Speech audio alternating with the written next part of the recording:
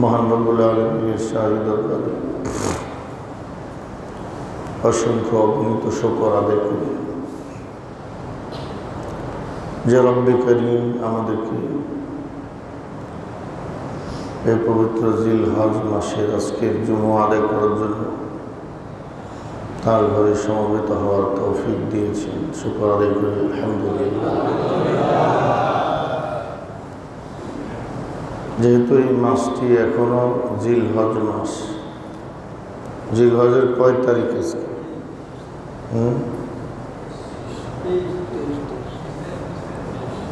জিলহজ মাসের আজ 23 তারিখ।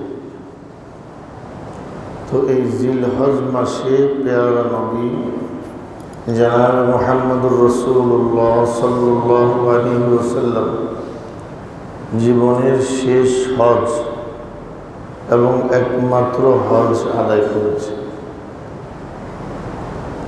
আল্লাহ হাবিব একাধিকবার হজ করার সুযোগ পান না।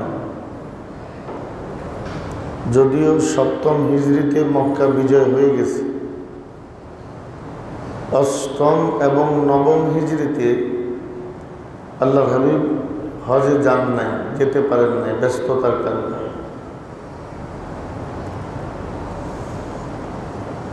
8ম হিজরিতে হযরত আবু বকর সিদ্দিক রাদিয়াল্লাহু তাআলা আনহুকে আমির বানিয়ে হজে পাঠাইছে। 9ম হিজরিতে হযরত আলী রাদিয়াল্লাহু তাআলা আনহুকে আমির বানিয়ে হজে পাঠিয়েছে।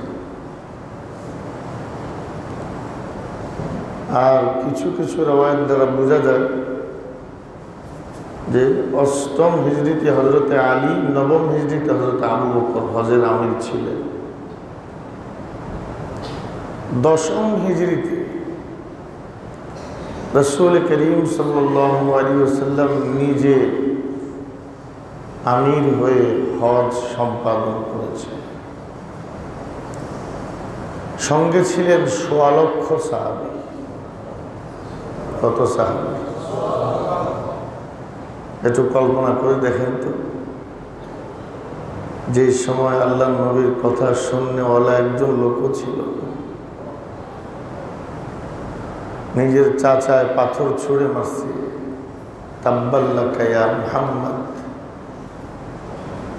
সাইরাল ইয়াউম আলিহাযা দাওতানা।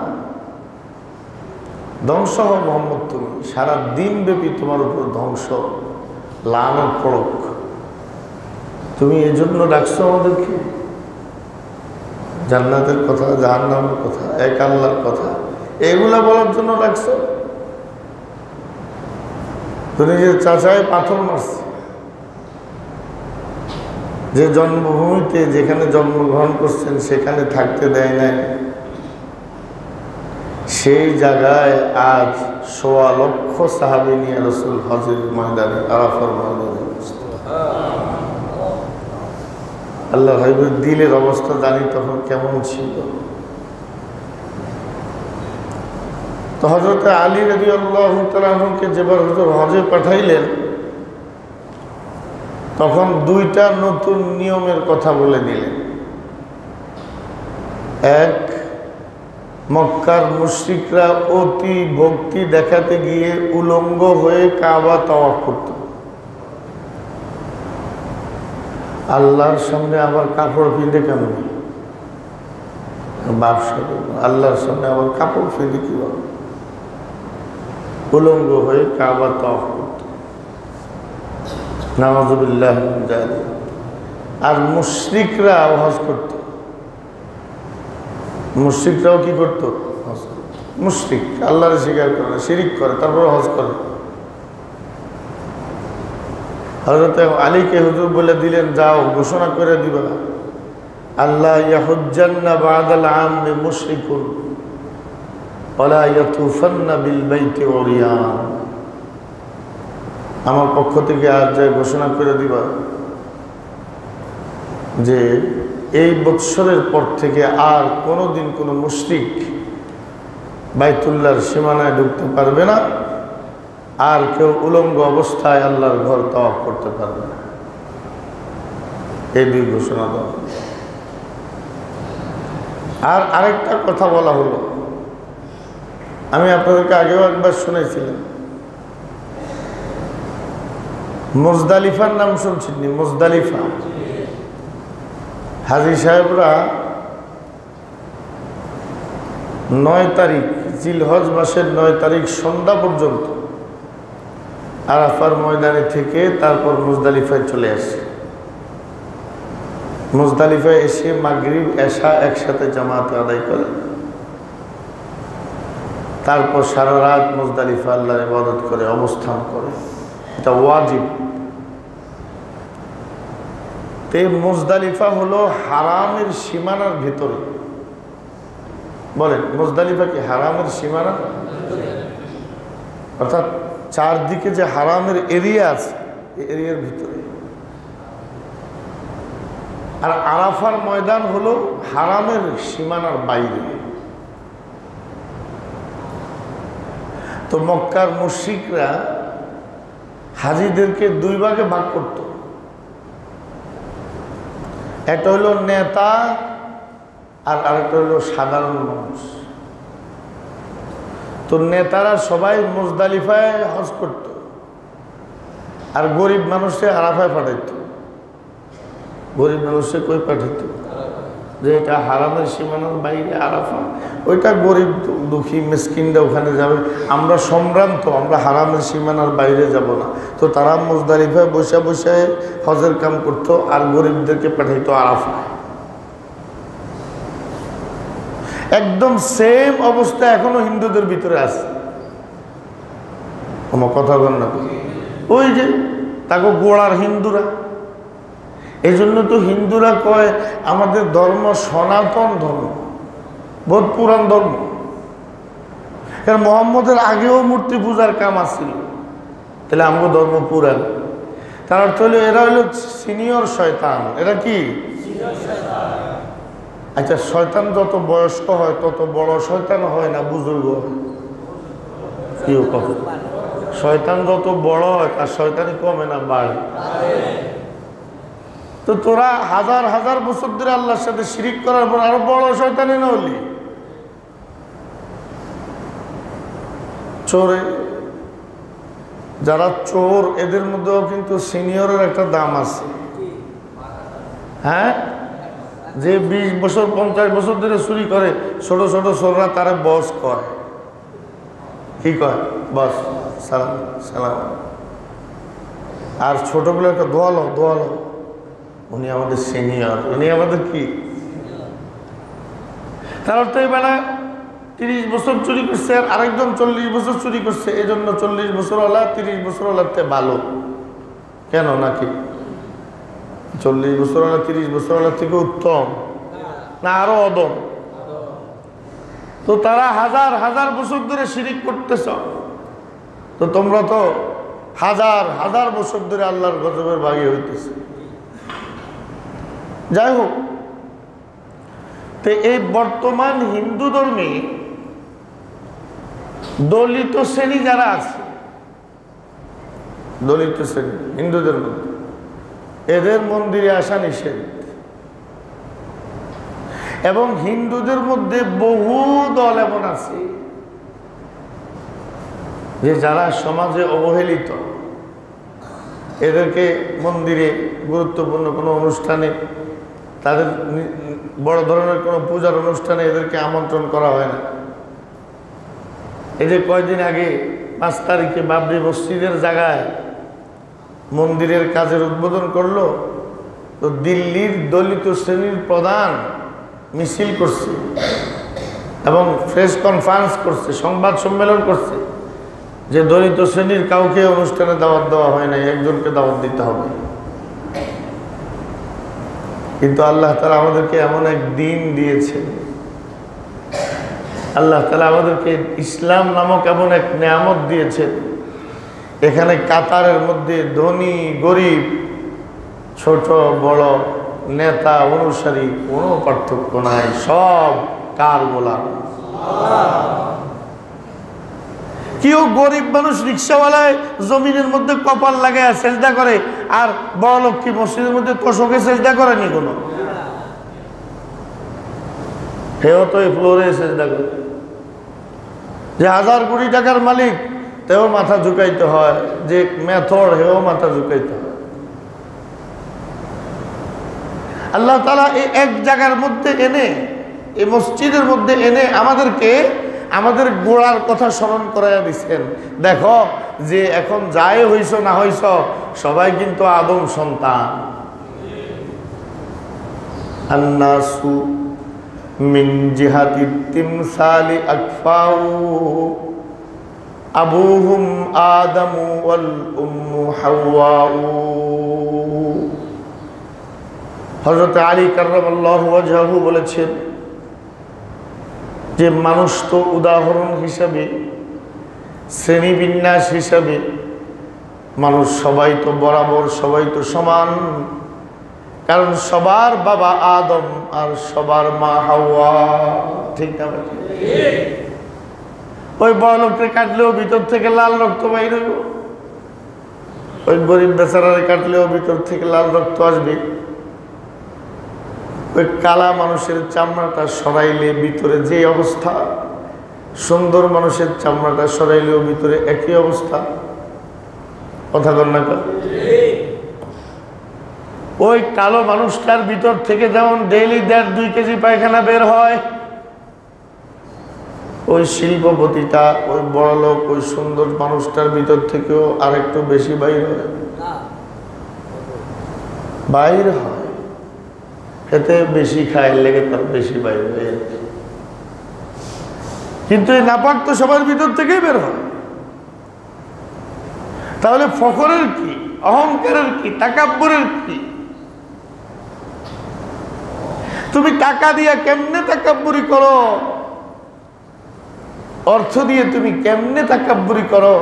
তুমি তোমার পিছন দিকে তাকায় দেখো, তোমার আব্বার কিছুই ছিল না, আজ আল্লাহ তোমার কিছু দিচ্ছে। আবার একদিন হয়তো এমন হবে তোমার সন্তান আবার ভিক্ষার টুলি নিয়ে ঘুরবে। তাহলে পয়সা নিয়ে তাকাব্বুরির কিছু আসেনি ও ভাই। আর ক্ষমতার কথা তো কইয়া লাভে না। এক দল ক্ষমতা থেকে গেলে আরেক ওই দলের ক্ষমতা হারা হইলে কি অবস্থা হয়, এটা তো বাংলাদেশের একটা শিশুরও কোনো বোঝান লাগতো না। ওই যে কক্সবাজারের ওসি প্রদীপের অবস্থা দেখছেন না? কি পত্রপত্রিকা খালি হুজুররা নিয়ে পড়েন, আমরাও পড়েন। টেলিভিশন তো আল্লাহর রহমতে আপনাদের ঘরে, হ্যাঁ আল্লাহর মেহরবানিতে কারো ঘর বাদ নাই। আসি খবর দেখি 210 জন মানুষকে হে ক্রস ফায়ারে মারছে। এটা তো হিসাব নিকাশ করা আরো কত আছে খোদাই করতে আগে। আমরা হুজুরে জিজ্ঞাসা করলাম, আপনার জীবনে আপনি এতগুলো মুরগি জবাই করছেন, কত দাপট, কত পাওয়ার দেখাইছে, দৌড়ে আনছে 20 লাখ টাকা দিয়ে, নইলে ক্রস ফায়ারে দিব। বাস খোদায় যেদিন ধরছে এদিন এমন আর কোনো কিছুই কুলাইতেছে না, সব বাইরে হয়ে যেতেছে। তাহলে কোন ক্ষমতার বড়াই দেখাও, কোন শক্তির বড়াই দেখাও, কোন অর্থের বড়াই দেখাও, কোন বংশের বড়াই দেখাও, আসলে সবাই আদমের সন্তান। বলেন সবাই কি? এবার আসলে কন্ত ভাই আমাদের কাছে তাকাব্বুরি করার মতো আসলে কিছু আসেনি, বিলকুল কিছু নাই, অহংকার করার মতো কিছুই নাই। তো এই মক্কার মুশরিকরা এই অহংকার, এত অহংকার যে তারা আরাফার ময়দানে যাবে না। কথা মনে আছে তো? মুজদালিফায় বসে থাকবে, গরিব দুঃখীরা ওখানে যাবে। এরপর আল্লাহ তাআলা ঘোষণা করছেন, সুম্মা আফিদু মিন হাইসু আফাদান নাস ওয়াস্তাগফিরুল্লাহ ইন্নাল্লাহা গফুরুর রহিম। খবরদার মুজদালিফায় বসে থাকলে হবে না, খবরদার মুজদালিফায় বসে থাকলে হবে না। সবাই যে আরাফার ময়দানে যায়, তোমাদেরকে আরাফার ময়দানে যেতে হবে। তুমি নেতা হও আর তুমি কুরাইশ বংশের হও, তুমি হাশিমি হও, তুমি মুত্তালিবি হও, তুমি যেই হও, তুমি আমার গোলাম হিসাবে আরাফার ময়দানে এসে লাব্বাইক লাব্বাইক বলে আমার সামনে তোমার গোলামির পরিচয় দিতে হবে। হজ এমন একটা ইবাদত যে ইবাদতের দ্বারা বান্দা গোলামির 16 আনা দেখাইতে পারে আল্লাহকে। হজের কাজটা শেষ হইলে এবার মাথা কামো, কি কামো? নেড়া করো, নেড়া। যত বড় লোক আর যত বড় দেশের প্রেসিডেন্ট হোক না কেন, যদি আল্লাহর গোলাম হতে হয় তাহলে মাথা কামাইতে হবে। কিভাবে আল্লাহ হজের দ্বারা মানুষকে ইসলাহ করায়, যাও এটা আমার আলোচনার বিষয় না। যেই কারণে এই ভূমিকাটা বললাম আপনাদেরকে, যে রাসূল করিম সাল্লাল্লাহু আলাইহি ওয়াসাল্লাম 10ম হিজরিতে বিদায় হজ করছেন। কত হিজরিতে? এই বিদায় হজের অনেকগুলো নাম। এক নাম হজ্জাতুল ইসলাম, আরেক নাম হজ্জাতুল ওয়াদা, আরেক নাম হজ্জাতুল এলাম, ঘোষণার হজ, আরেক নাম হজ্জাতুল আজান, আরো অনেক নাম আছে হজ্জাতুল ওয়াদা। এই একই হজের, এই বিদায় হজের অনেক নাম। তো এই বিদায় হজে, জিল হজে আল্লাহর হাবিব হজটা করার পর মদিনায় তৈয়বায় ফিরে গেছেন। মুহররম, সফর, রবিউল আউয়াল মাসের 12 তারিখে আল্লাহর হাবিব দুনিয়া থেকে বিদায় হয়ে গেছে। তাহলে হজের পরে আল্লাহর হাবিব দুনিয়াতে জিন্দা ছিলেন আর 3 মাস। কয় মাস? 3 মাস। তাহলে এই বিদায় হজে যে হুজুর খুতবাটা দিচ্ছেন, ভাষণ দিচ্ছেন, এই ভাষণটা আল্লাহর হাবিবের জীবনের শেষ দিকের ভাষণ। কথা বলেন, রাসূলের জীবনের শেষ দিকের খুতবা, শেষ দিকের ভাষণ। তা আমি নিয়ত করেছি এই জুমুয়া এবং আগামী জুমুয়া, এই 2 জুমুয়ায় জনাবে মুহাম্মদুর রাসূলুল্লাহ সাল্লাল্লাহু আলাইহি ওয়াসাল্লামের বিদায় হজের যে ভাষণটা ছিল, খুতবাটা ছিল, মন চায় না শুনতে? আমার রাসূল কি খুতবা দিয়েছিলেন, সোয়ালক্ষ সাহাবীর সামনে দাঁড়িয়ে কি বলেছিলেন, কথাগুলো দিল থেকে কি একটু শুনতে মন চায় না ভাই? এই বিদায় হজের ভাষণটা আমি আপনাদের সামনে 2 জুমা আলোচনা করবো ইনশাআল্লাহ। এর পরের জুমাটা আবার মুহররম সম্পর্কে, আশুরা সম্পর্কে বয়ান করতে হবে। এই কারণে ফাঁকে দিয়ে এই 2টা জুমা। আল্লাহর হাবিব সাল্লাল্লাহু আলাইহি ওয়াসাল্লামের বিদায় হজের ভাষণ বুঝার জন্য আপনি অন্তর দিয়ে, মন দিয়ে আপনাকে আরাফার ময়দানে চলে যেতে হবে। আপনি এখন মনে মনে ভাবতে হবে যে আমি আরাফার ময়দানে দাঁড়ানো, আর সরকার দো আলম পাথরের উপরে, জাবালুর রহমার পাথরের উপরে দাঁড়াইয়া খুতবা দিচ্ছেন, আমি রাসূলের সামনে দাঁড়িয়ে শুনতেছি। এই অনুভূতিটা যদি আপনার মনের ভিতরে আসে, তো রাসূলের খুতবাটা আপনার উপর প্রভাব ফেলবে। আল্লাহর হাবিব সাল্লাল্লাহু আলাইহি ওয়াসাল্লাম 2টা খুতবা দিয়েছিলেন। একটা খুতবাতুল হজ, যেটা নামিরার মধ্যে দিয়েছেন, আর আরেকটা খুতবা দিয়েছেন জাবালুর রহমা, জাবালের রহমতের উপরে দাঁড়িয়ে। আর আরেকটা খুতবার কথা উল্লেখ আছে, এটা মিনাতে আল্লাহর হাবিব আলোচনা করেছেন, কিছু নসিহত মিনার মধ্যে। তো মূল খুতবাটা রাসূল করিম সাল্লাল্লাহু আলাইহি ওয়াসাল্লাম সাহাবীদের সামনে দাঁড়িয়ে যে দিয়েছেন, আপনাদের অনেকের মনেই প্রশ্ন এসে যাবে যে আল্লাহর হাবিবের জমানায় মাইক ছিল না, লাউড স্পিকার ছিল না, তো রাসূল খুতবা দিয়েছেন, এই 1.25 লক্ষ সাহাবী কিভাবে শুনেছে? এতক্ষণ পর্যন্ত এই মসজিদের ভিতরে বাইরে মিললে হয়তো 250 থেকে 300 লোক হয়েছে বা 400 লোক হয়েছে। আমি মাইক্রোফোনটা বন্ধ করে দিই, পিছন থেকে 3 কাতার দাঁড়াই দেবো, হুজুর শুনি না তো কি কোন বলবে না? তো 1.25 লক্ষ মানুষ সামনে দাঁড়াইলে কত বড় মজমা। তো আল্লাহর হাবিবের এই খুতবা সবার কানে কিভাবে গেল? এটার 2 জবাব। এক নাম্বার জবাব হলো যে আল্লাহর হাবিব উঁচু জায়গায় উঠে দাঁড়িয়েছেন এবং তখনকার মানুষের আওয়াজ বড় ছিল।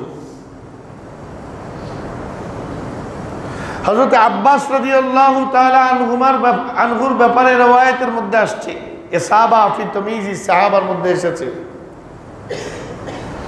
বর্তমান সময়ের হিসাবের সাথে হিসাব লাগাইলে আব্বাস আওয়াজ করলে 11 কিলোমিটার দূরে পর্যন্ত শোনা যেত। আব্বাসের ভাতিজা মুহাম্মদুর রাসূলুল্লাহ সাল্লাল্লাহু আলাইহি সাল্লাম কমসে কম 1.5 কিলোমিটার তো যাওয়ার কথা। কি উঁচু জায়গায় উঠে আল্লাহর হাবিব জোরে আওয়াজ করে খুতবা দিয়েছেন। আল্লাহর হাবিবের খুতবা দেওয়ার অবস্থা ছিল কান্নাহু মুনজিরু জাইশিন ইয়া সাবাহা, দুশ্মন থেকে নিজের এলাকার লোককে সতর্ক করার জন্য মানুষ যেমন উঁচু জায়গায় উঠে চিৎকার দিয়ে দিয়ে বলে, আল্লাহর হাবিব খুতবা এমন জোরে জোরে দিতেন, এমন জোরে জোরে বলতেন।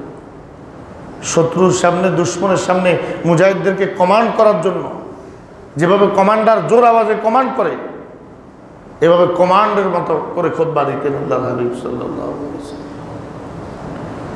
তো রাসূলের খুতবাটা আমরা শুরু করি। ইয়া আইয়ুহান নাস ইসমাউ কওলি লাআল্লি লা আলকাকুম বাদা আমি হাযা বিহাযাল মাওকিফি আবাদা। আল্লাহর হাবিবের খুতবা শুরু হয়ে গেছে। সাহাবায়ে কেরাম দাঁড়িয়ে আছেন, প্রচন্ড রৌদ্র। এখন তো কত কিছু লাগানো হয় আরাফার ময়দানে, তাঁবুর মতো লাগানো হয়, উপরে উপরে কাপড় ঝুলানো হয় যাতে শরীরে রোদ না লাগে। তখন তো খোলা ময়দান, প্রচন্ড রোদ। সাহাবায়ে কেরাম মাথার মধ্যে পাখি বসতে পারে এমন নীরব হয়ে দাঁড়িয়ে আছে। কান্নামা আলা রুসিহিমুত তুয়ুর, এক একটা হরফ এমন ভাবে গিলতেন সাহাবায়ে কেরাম, আল্লাহর হাবিবের জবান থেকে বের হতো আর দুনিয়ার সবচেয়ে সুস্বাদু খাবারের মতো এত পছন্দ করে, মহব্বত করে ওই প্রত্যেক সাহাবী ওই শব্দগুলোকে কলবের ভিতরে গিলে ফেলতেন, কলবের ভিতরে ঢুকায় ফেলতেন, কলবের ভিতরে জমা করে ফেলতেন। সুবহানাল্লাহ। এক একটা শব্দ, এক একটা শব্দ এমনি তাকায়া থাকতেন যে আল্লাহ হাবিবের জবানের কোন শব্দ যাতে আমার অগোচরে চলে না যায়।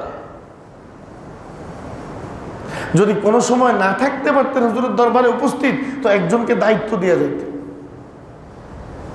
ভাই তুমি একটু ঘন্টাখানেক একটু ভালোভাবে খেয়াল করো আল্লাহর হাবিব কি বলে, আমি তো এই সময় থাকতে পারতেছি না, আমি আয়েশা তোমার থেকে আবার শুনে নেব। সুবহানাল্লাহ। কোথায় আজ মুসলমানের সে আগ্রহ, কোথায় মুসলমানের এলেমের পিপাসা, কোথায় মুসলমানের অন্তরে এলেমের জজবা। তো আল্লাহর হাবিব বলতেছেন ইয়া আইয়ুহান নাস, ও মানুষ সকল, ও হাজী সাহেবরা, ও আমার সাহাবীরা, ইসমাউ কওলি, আমার কথাগুলো মনোযোগ দিয়ে শোনো। ইসমাউ কওলি, আমার কথাগুলো বলেন না, মনোযোগ দিয়ে শোনো। মসজিদের দান বক্স আসতেছে, একটু খেয়াল রাখে, কাজ শুরু হবে ইনশাআল্লাহ আজকে থেকে। সবাই একটু বেশি বেশি আল্লাহর ঘরে দিবেন, আল্লাহ সবাইকে তৌফিক দেন। হুজুর বলেন ইসমাউ কওলি, আমার কথা খুব মনোযোগ দিয়ে শোনো। লাআল্লি, লা আলকাকুম বাদা আমি হাযা বিহাযাল মাউকিফি আবাদা। ও আমার সাহাবীরা, সম্ভবত আমার জিন্দেগিতে এ আরাফার ময়দানে তোমাদের সাথে দাঁড়ানো, একসাথ হওয়া এই শেষ।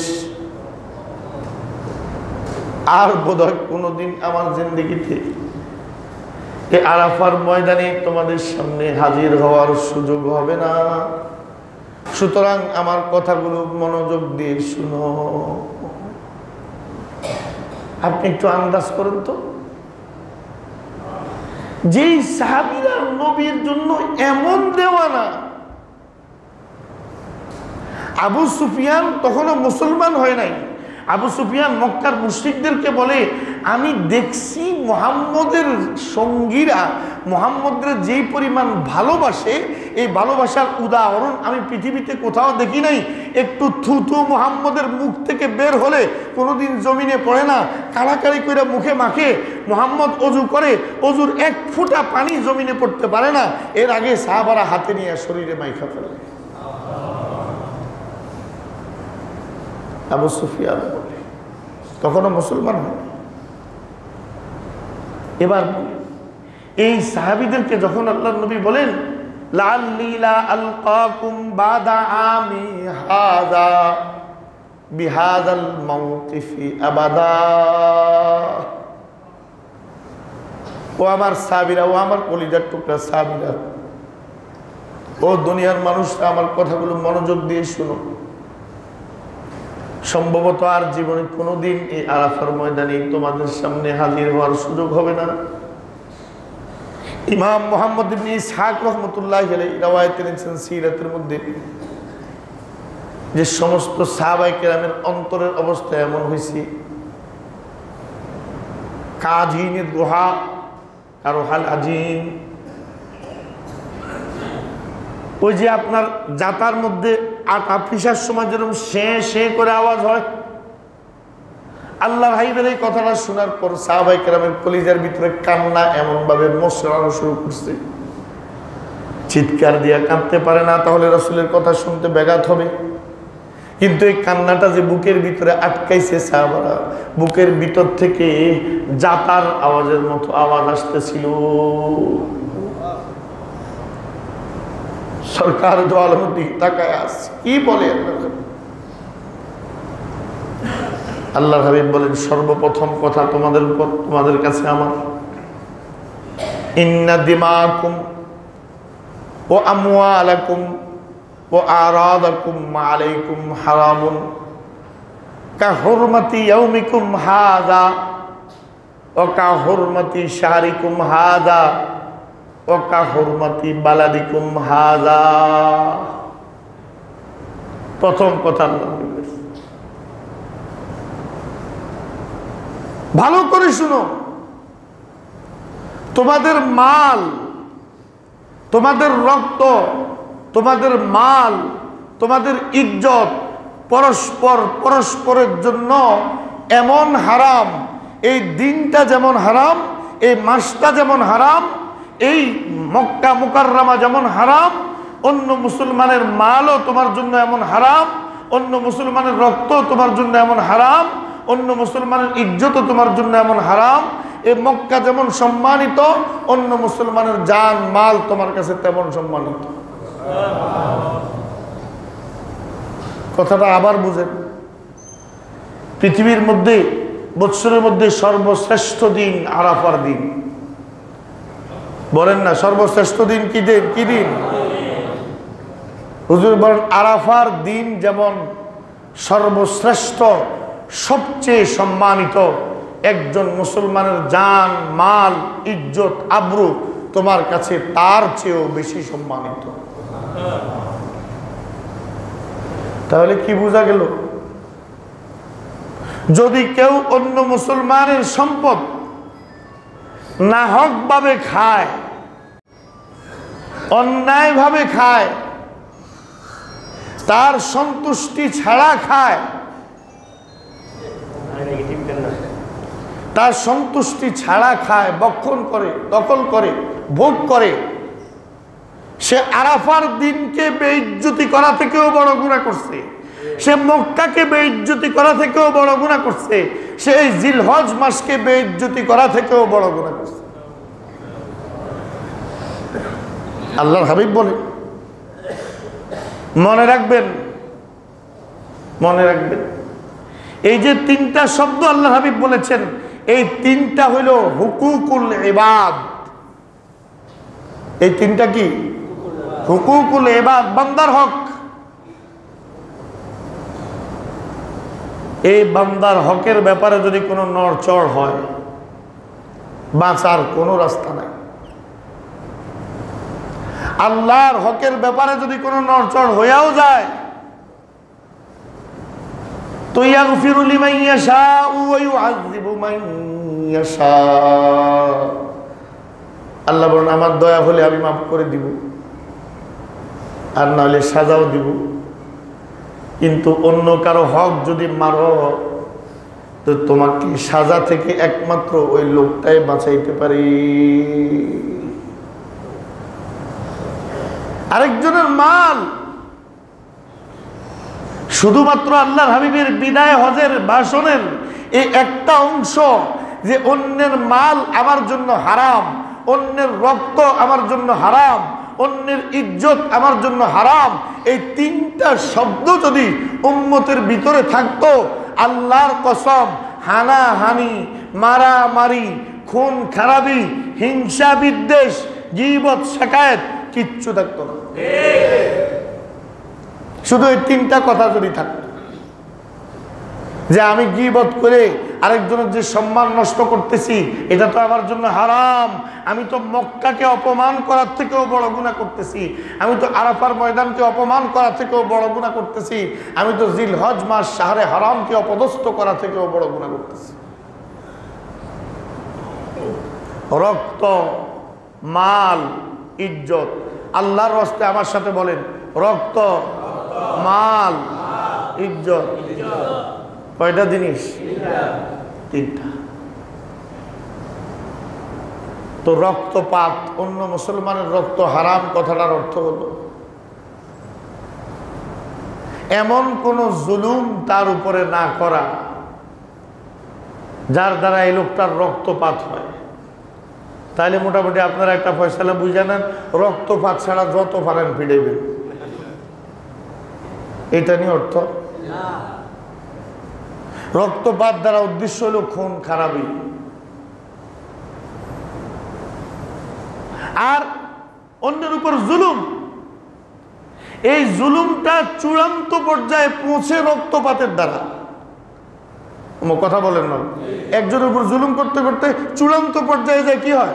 রক্তপাত। এই জন্য হুজুর রক্তের কথা বলছে। দিমাগ, আপনি যদি বিনা কারণে, আজ নিজের পেশি শক্তি আছে, নিজের ক্ষমতা আছে, নিজের সাথে লোক আছে, আরেকজনের উপর একটা নাহক ভাবে একটা টোকা তার শরীরের মধ্যে দেন, একটা টোকা নাহক ভাবে, কোনো কারণ ছাড়া একটা টোকা দিলেন, এই টোকাটার বদলা আল্লাহ তাআলা বলেন আমি নিজে নিব। বলেন না নাউযুবিল্লাহ। সাউফা আনতাকিমু মিনহু, কারণ আমার এই দুর্বল বান্দাটাকে দুর্বল পেয়ে তুমি সবল তার উপর জুলুম করছো, তো এই জুলুমের বদলা আমি নিব। আমি আমার জাতের কসম করে বলতেছি, এর বদলা আমি আল্লাহ নিজে নিব। বলেন না নাউযুবিল্লাহ। এখন তো আমরা অনেক সময় অনেকেরে মাইটার খাইতে দেখলে খুব আফসোস করি। একবার একজন মুরাদনগরে কয়েক বছর আগে একজন খুব মার খেল, খুব মারা হলো একজন। তা আমি রুমে বসে কথাবার্তা বলতেছি, আমার কাছের একজন মুসল্লি, হুজুর আমি খুশি।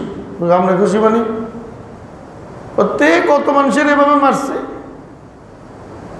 আজকে দিন ঘুরছে, এখন হে খাইছে। কখনো কখনো দুনিয়াতে এসে যায়, আর কখনো কখনো আজ আখিরাতের জন্য রিজার্ভ থেকে যায়।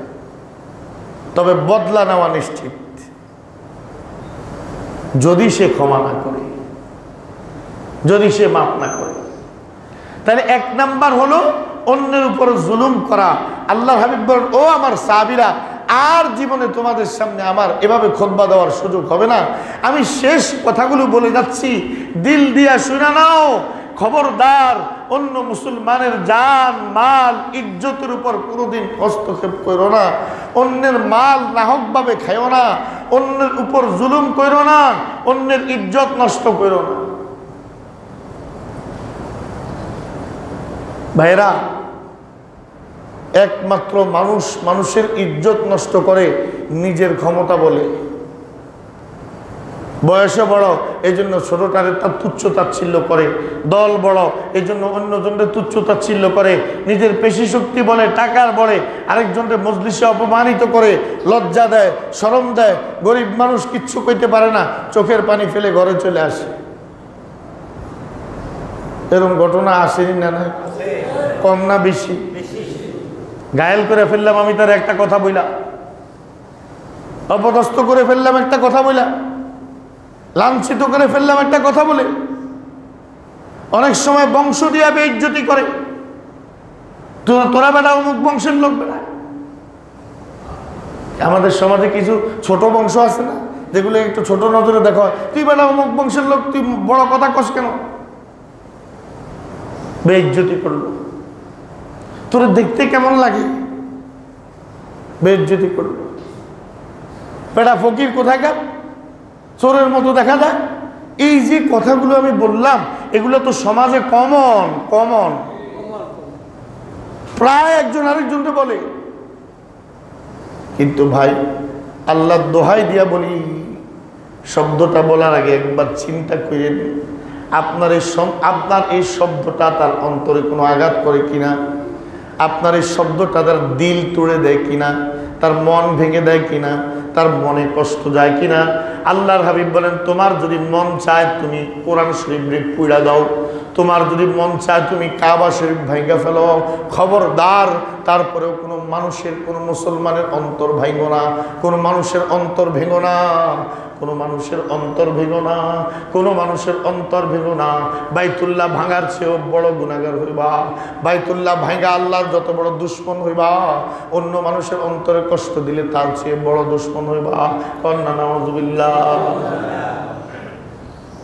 তাহলে যদি অন্য মুসলমানের জান, অন্য মুসলমানের মাল, অন্য মুসলমানের ইজ্জত, এই তিনটা যদি আপনার কাছে নিরাপদ হয়ে যায়, তো আপনি মনে রাখেন আরশে আজিমের অধিপতির কাছে আপনিও নিরাপদ। আরশে আজিমের অধিপতির কাছে আপনিও নিরাপদ।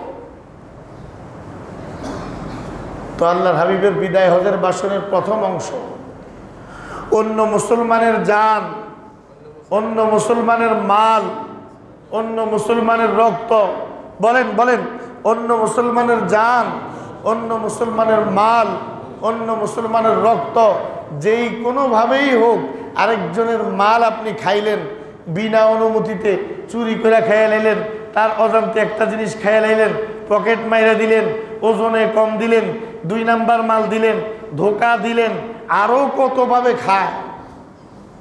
একটা খানা সবচেয়ে বেশি খায়, সেটা হলো বিয়ের সময়। কিয়ের সময়? বিয়ের সময়। বিয়ের সময় মেয়ের বাপের উপর চাপ দিয়া মেহমান লয়ে যায় খায়। 30 জনের কথা কই 50 জন যায় খায়।